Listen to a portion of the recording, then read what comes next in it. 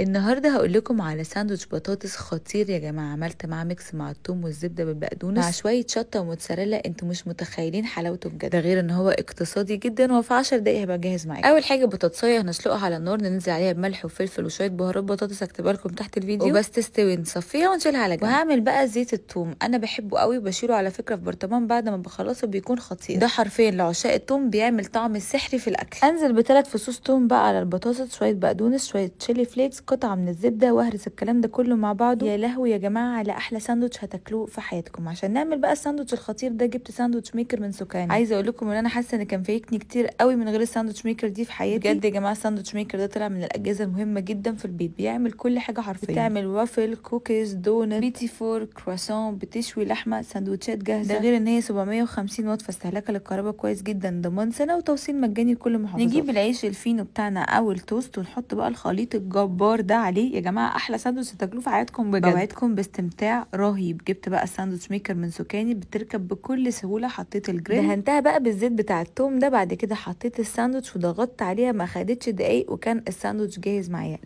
لازم تجربوه، هستنى رايكم فيه جدا. وحرفيا كل اللي هياكلوه من ايديكم هينبهروا يا جماعه بالطعم. الطعم مش طبيعي. بصوا الحلاوه، بص خطير. وكمان بقى حطيت شكل الدونت وعملت لهم ميني دونتس خطيره، وبكده اكون عملت لهم حاجه حلوه، حاجه